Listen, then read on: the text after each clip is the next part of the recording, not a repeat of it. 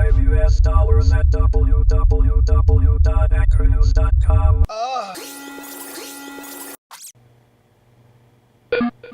Google has decided to call out the big guns and has created a partnership with the NSA to help investigate the recent attacks that it feels originated in China.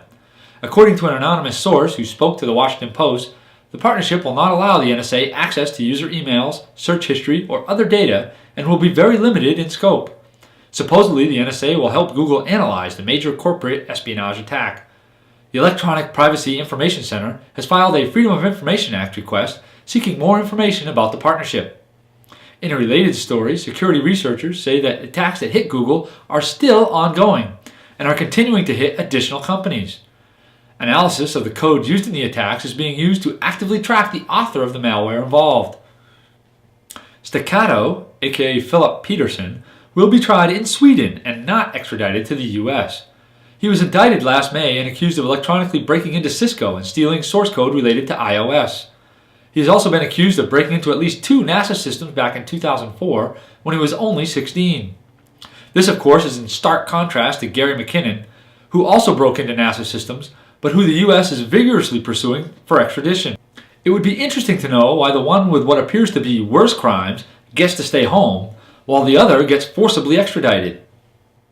A targeted phishing attack against employees of numerous companies in Europe, New Zealand, and Japan appeared to come from the German Emissions Trading Authority. Employees were told that their companies needed to re-register their accounts with the authority, where carbon credits and transactions are recorded. Of course, the linked to sites were frauds and allowed the attackers to steal the workers' credentials. The attackers then logged in and stole the carbon credit certificates which they then resold.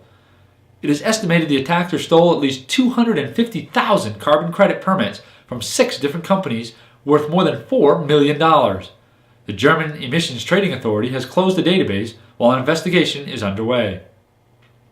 The group Anonymous, which has targeted the Church of Scientology in the past, has found a new target.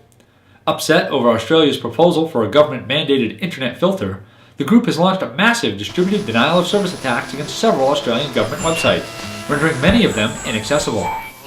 The group has labeled the action Operation Titstorm and has also included harassing telephone calls and a few web page defacements into the mix. The group promises to continue the attacks for months if necessary.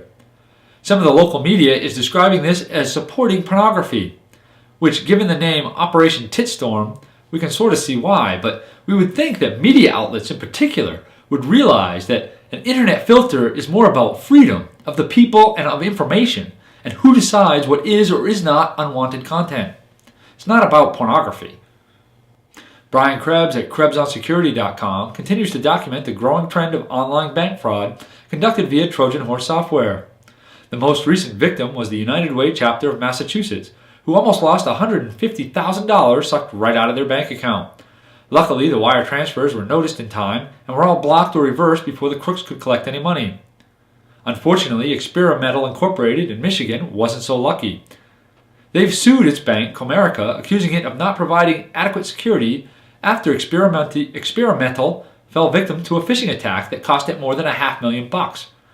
This despite the fact that Comerica was using 2-factor authentication, which is really kind of useless in these types of attacks anyway. In addition, the town of Poughkeepsie, New York had almost $400,000 transferred out of its bank account at TD Bank to sites in the Ukraine. They were able to recover about 1/4 of the lost money. The Secret Service is investigating. But siphoning money out of bank accounts is not the only thing the Zeus botnet has been up to. Lately, it has started to spam .mil and .gov addresses, attempting to trick people into installing it via a spoofed email from the NSA. Zeus also has some direct competition out there in the wild from SpyEye, a malware kit offered on Russian websites for the paltry sum of $500. SpyEye Toolkit comes with the usual items such as a keylogger, credit card info stealer, FTP and POP3 email accounts, and of course a graphical control panel for managing your large botnet. However, SpyEye also claims to be a Zeus killer and is supposedly designed to remove Zeus from already infected machines. Before we break for the quickies, just a reminder to keep an eye out for upcoming episodes of Behind the Firewall, when we talk about the Shmoo Bus, Shmoo Khan, and we finish talking with Mudge about his new positions at DARPA. But first, these messages.